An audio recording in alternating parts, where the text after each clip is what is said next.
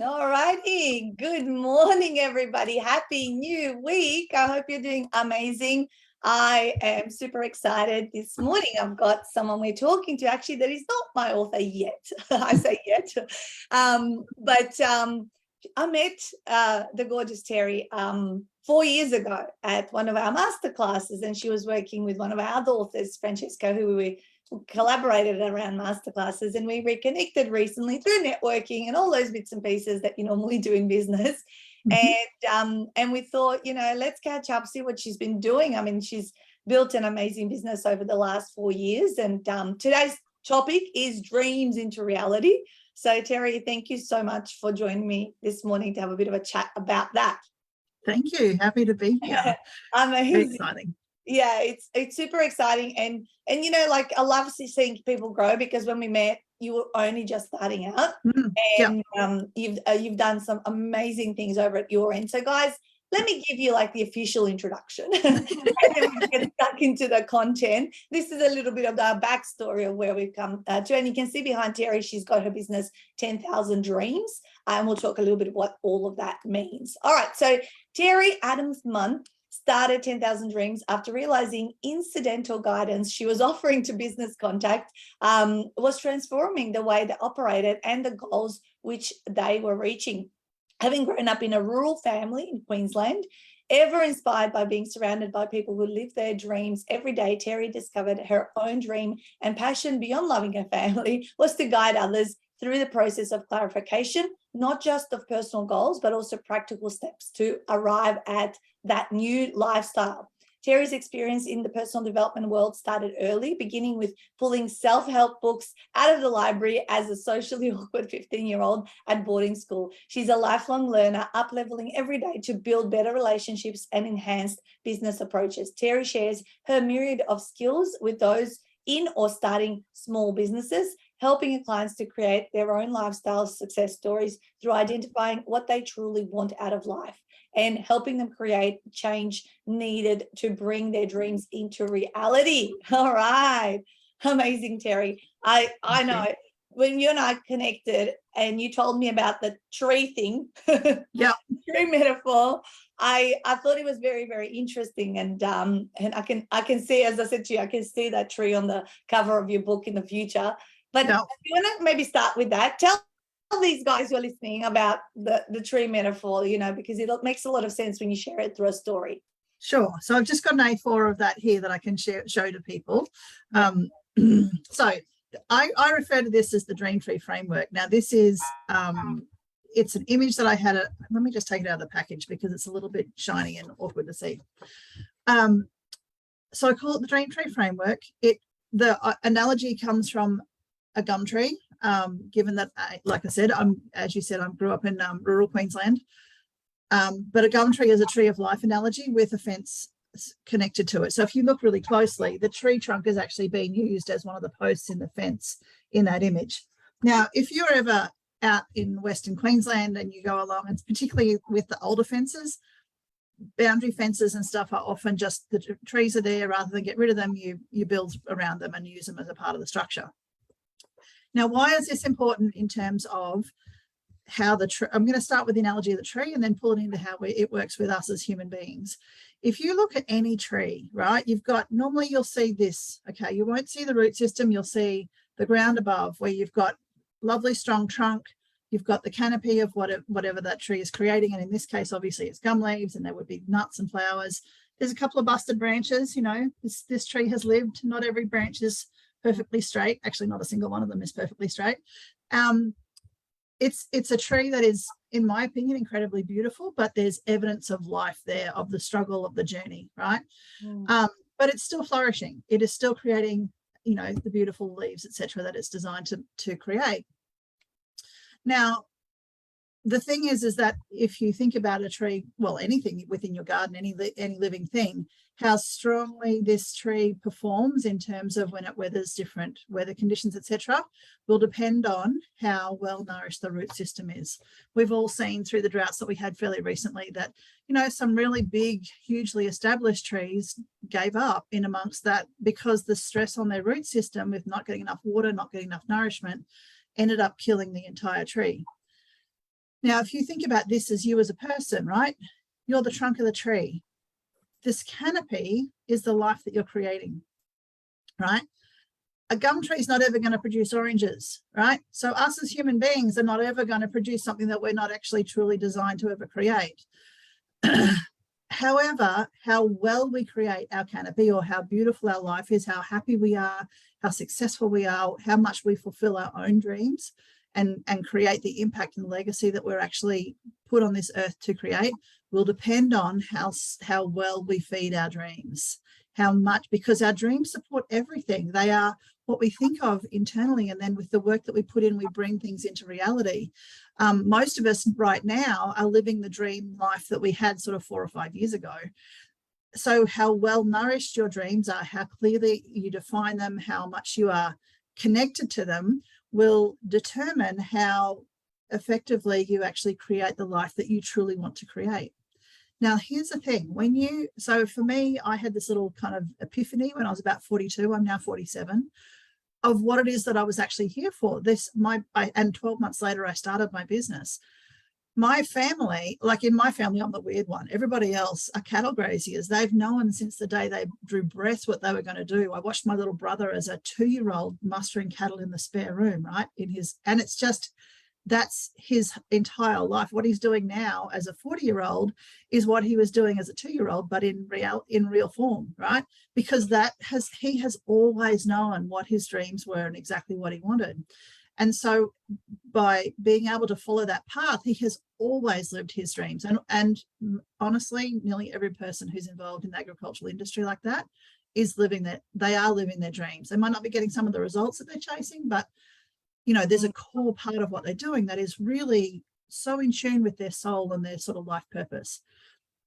What I've found is so many other people who are outside of that space that I have met, who are kind of drifting, and we've probably all got friends like that, and maybe that applies to someone who's listening today.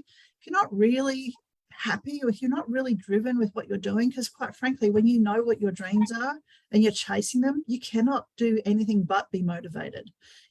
Like I have found that since the switch that flicked in me once I worked out why I'm here and what I'm doing is just, it's a little bit astounding, honestly, like in terms of, I thought I was motivated before. Turns out not so much.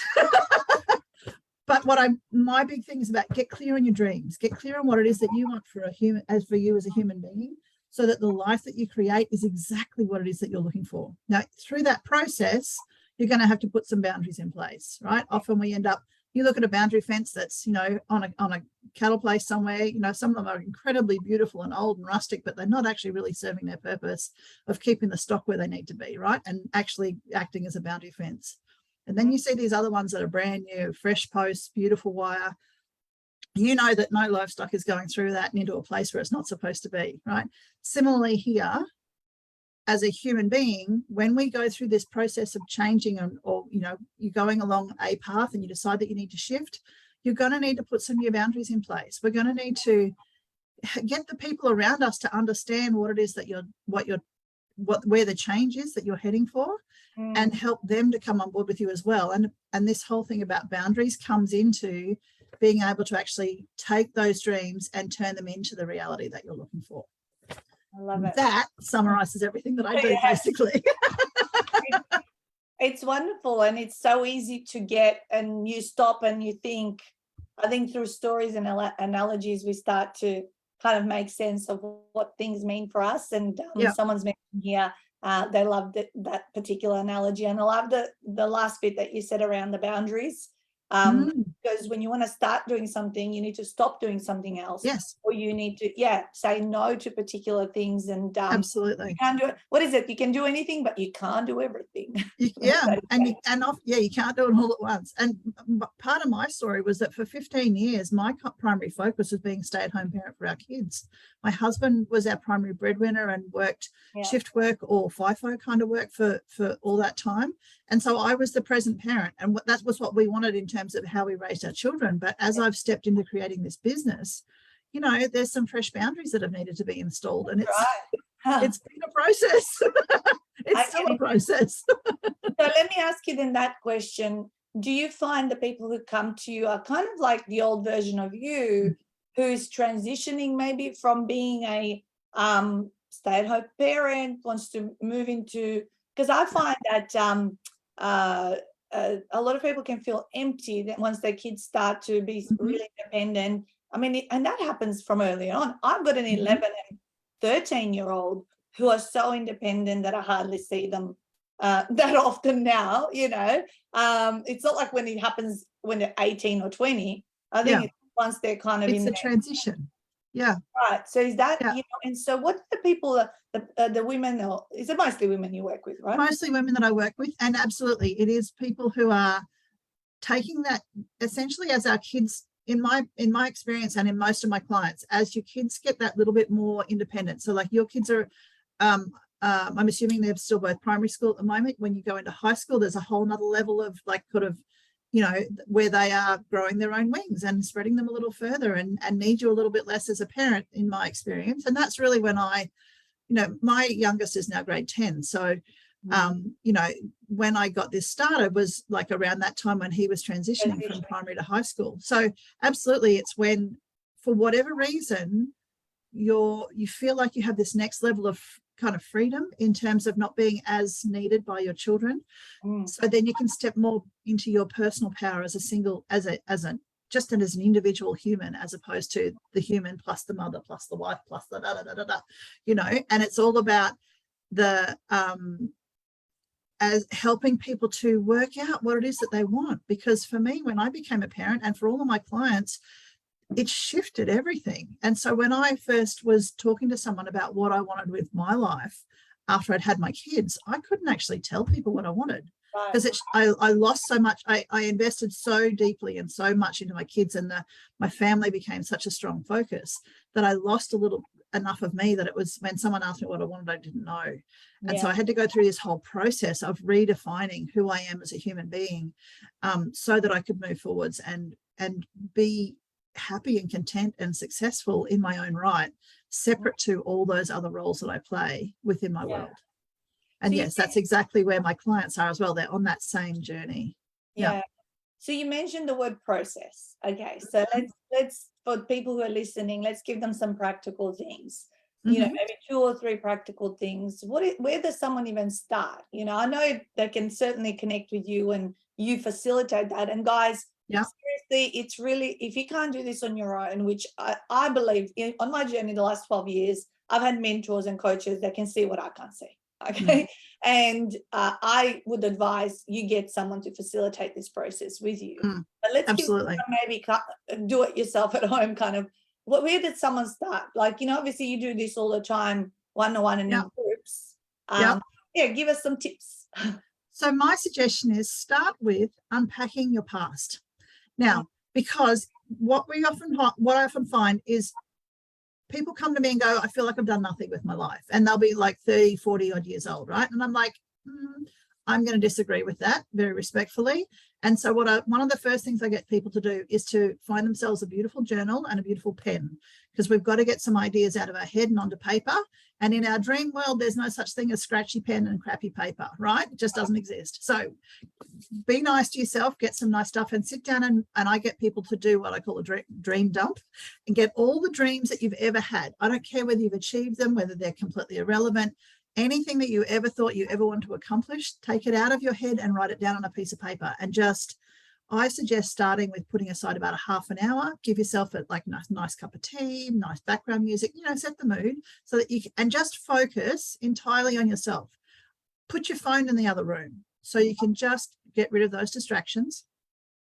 And do it at a time when as much as we love our children, when they're not home or when they're deeply asleep, so you are not interrupted. Right? I love that. I wake up at 5:30 every morning, and for 2 hours that I just stay in my bed, and it's so quiet, and I journal and I meditate, and I do like so many little tasks for myself. You're absolutely right. So do it when it's so peaceful. Yeah, absolutely. So you've got to get these ideas out of your head, and then you go back and revisit them and look at this one I've achieved, this one I haven't achieved, but I'm working on it. This one I haven't achieved, and it's completely irrelevant now. And this one I haven't even started, but I will eventually, you know, like, so you want to categorize them into what's relevant and what's not now. And the ones that are like, one of the things that was on my list was I was going to be a vet. And I'm like, no, not ever. Now, very grateful for the process that like led me through, and it made me decide that that was not going to be part of my reality. But, you know, that's a part of my list when I first did this myself. Put all those things down there and celebrate. A big part is celebrate the successes that you have had. Right. And then what we do is after we've categorized them all, then you go, okay, what's next? What am I working on? What do I need to prioritize? Who do I need to get help from to be able to get from here to there? You know, what's the sequence? Because when you look at different dreams, you know, like one of my clients who came to me had this idea for 3 different businesses, and one that was really her absolute passion needed a significant financial investment, and she didn't have that backing and didn't want to get investors. But another one that she wanted to do is from an industry where it's actually really, it's quite easy to become a highly successful, financially successful business quite quickly. And so we worked on this whole start that business and use that to fund the next one. And so, but for her, she really struggled to see that process, right? Because as you said before, getting a coach or a mentor to come in and have a look at what you're working on from an outside perspective, it's fresh eyes, and it's a completely, you know, it's without the whole preconceived ideas of what you're capable of and what you're not. Exactly. Yeah. So, and it's one of those, you know, limiting beliefs is one of those interesting things. If someone said to me, what's your limiting beliefs? I'm like, if I knew that, I wouldn't have them, you know. Identifying your own limiting beliefs is almost impossible.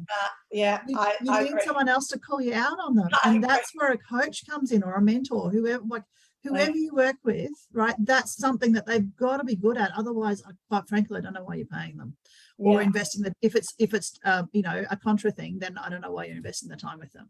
If they won't do that. It's so true. I do pick myself up on limiting beliefs now, 12 years on, after I've been coached for so many. But even at this stage, you know, there's some other ones that I'm obviously buying into. But I have a little question that when I say something's not possible, then I stop and go, oh, is that really what I believe, or is it something that a limitation that because I didn't think my business could operate the way it's operating today online when I was offline. I just didn't think it could ever pivot successfully. What I did is not possible to be sold online. That was a limited belief. And when COVID hit and, you know, there was a rocket up the bum, figured out a way. And guess what? 2.5 years later, now I'm like going, what the hell was that? Why did I believe that? Yeah. And that whole thing about how can I? As soon as you get this thing that I can't, flick the question around to how can I? And then just start brainstorming. And again, like this, we all need, I think, in different times to allocate time to just, without reservation, sit and just brainstorm, get all the ideas out. And sometimes that means, like for me, I'm not a big drinker, but this is when a glass of wine is really useful because it just kind of lifts the lid a little bit. For me as an individual, I'm not recommending you go and drink, but you know, it's a part of my process and like, you know, I sit and do this maybe once a month. So, and that's about as much as I drink. I'm just not a big drinker at all. Now your dreams can alter, right? Oh, completely. So like something that was important to you 10 years ago might not be important to you like now, and it's okay to let some of them go. Is that right? Absolutely. Because we change. Everything about us changes. We grow, we learn, you know, life happens. One of my big things was that I was going to travel internationally with my family. And, you know, at this is the age where our youngest is 16, our eldest is 19 right now. And this is the age where I wanted to be traveling internationally with my family so that we could take my kids to see the world a bit. Because I've lived overseas for 2 years in 2 completely different experiences. My husband has still not got a passport, and our youngest doesn't either. My eldest has been to Japan on a school trip pre-COVID. You know, but COVID has changed it. But also my husband has some really significant health issues. And so I don't think he's probably ever going to leave the country like for his entire life, right? Because he just doesn't want to. So while I still want to travel, I'm done with traveling by myself.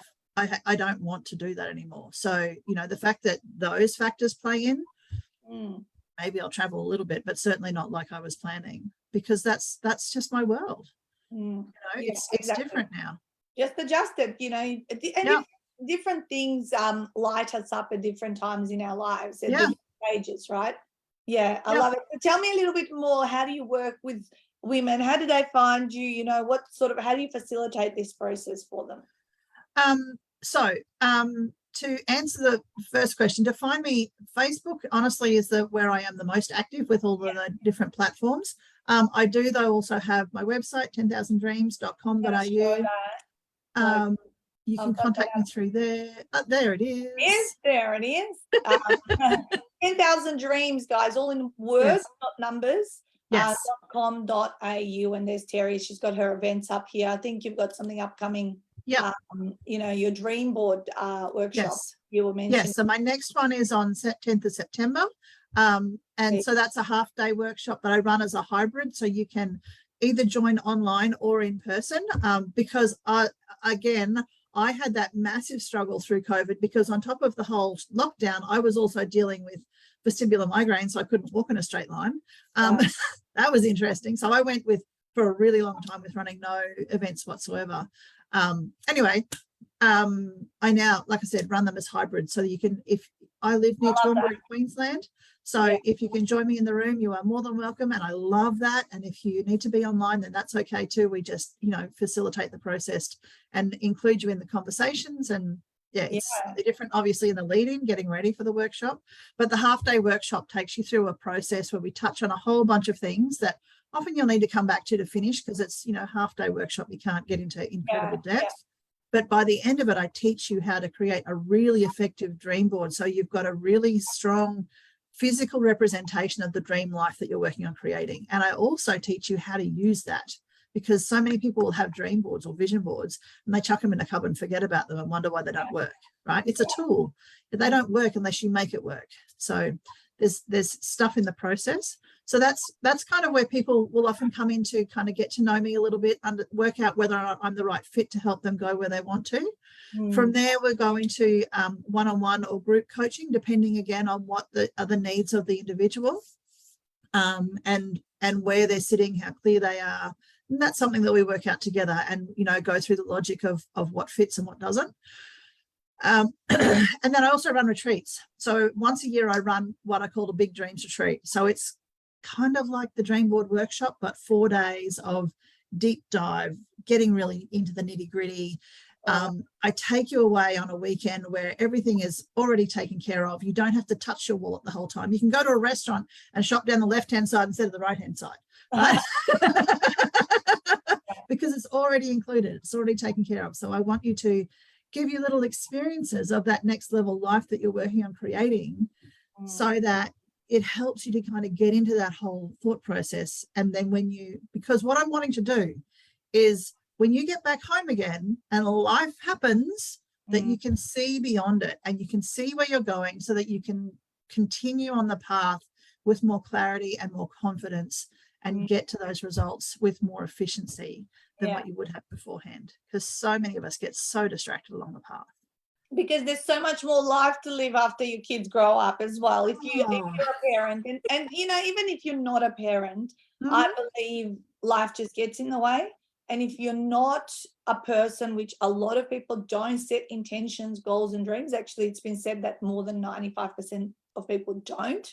You know, if you end up in that 5% of doing this practical stuff and, you know, learning from someone so that you can then implement, you know, regularly, you know, it's not just about, I read my intention and my mission. I have one mission right now that I'm focused on, and I read like a whole page write-up of it 3 times in the morning before I'll journal, so I can keep my focus on it. Because you get so distracted, like, you know, like there's so many roles we've got to juggle. And there's usually that one thing that you should be going for, that you want to be going for. And I mean, now as we live longer, I mean, we have so many more years after we turn, say, 40. Absolutely. And really, our first 20 years, we were just growing up and not really doing much, right? So really, we've got way more productivity and so much wisdom that can be imparted from whatever our zone of genius is, right? Absolutely. I love Absolutely. that. you're doing great work to facilitate all this for people, because thank you. I think there needs to be more people like you. What's some parting wisdom you'd like to share? Parting wisdom, back yourself. Back yourself. Yeah. Seriously, like the number of times, and there's some wonderful quote about this, and I can't remember what it is right now, but the number of times, even in my own life, where I have gone, oh, this would be a really great idea, and I've like put it out to the universe, or I've spoken to someone who didn't understand or had a different goal set or whatever, and they've just like kind of cut me off at the knees, and I've let that happen, right? Because no matter what we do in our whole life, we are responsible for everything that happens in our own world, right? We are responsible for how happy we are. We are responsible for how successful we are, you know, how well we communicate, all these things. There is everything we need to take responsibility for in our own life. And so where I am right now is 100% on my shoulders. And I know that if I had backed myself as a younger person, that I would be that much closer to creating the dreams that I currently have. And instead I allowed myself. Now, I'm not saying that I'm not grateful for the journey. There's like, there's a balance there between, because I love where I live and how I live right now. I've got a great life. And it's getting better, because as I get more and more clear on what I'm creating for myself along the journey, you know, I'm so excited for every day that's, you know, and yeah, but it's the backing yourself. It's the standing in your power and saying, this is what I'm doing. This is how I'm going to do it. You know, help me or hop out of the way. I love that. And, you know, the best time, what does it say? The best time to start something was 10 years ago. The second best time is today. You know, just get going. And Kate's just saying, always grateful for the journey. It always folds out perfectly the way it was meant to be. And when you look in hindsight 10 years from today, you go, oh, this is why I needed to live through that. This is why I had to go through these challenges and all that kind of stuff. You don't like it in the moment, but then you go, what's the biggest blessing? You don't grow if there's no pain or no comfort, right?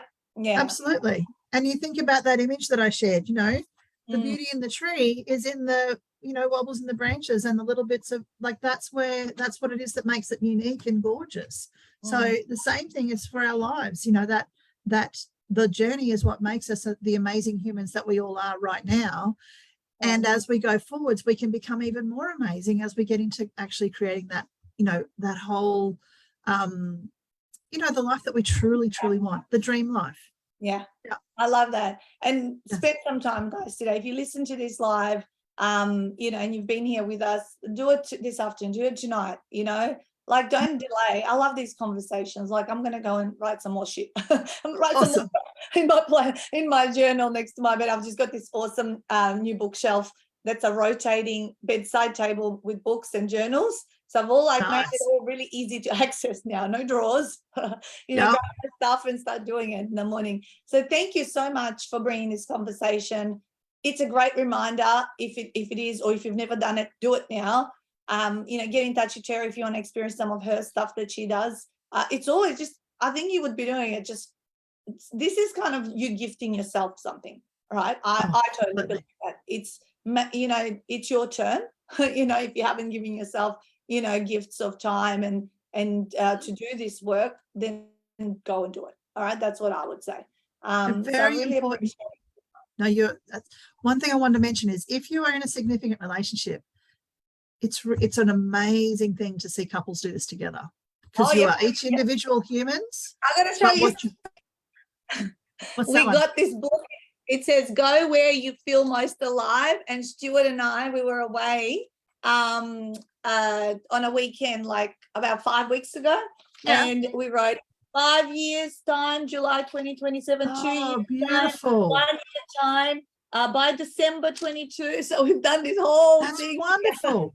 That's so brilliant, because what you can do together, like when you are both clear on what you want, what you're working together on becomes magnified. The results you get are like compounded because of you both working towards that similar journey. That's just beautiful. Yeah, so go and do it, guys. And thank you, Terri. Really appreciate your time. Go and your website has been dropped in the comments. so people can just connect, look at the stuff that you do. And I look forward to, you know, seeing you continue to flourish and grow over the coming years. It's been 4 now. Imagine where you're going to be in the next 4. I know, I'm so excited for it. Awesome. All right, guys, go and smash it out. Bye. See you, Terri. See ya.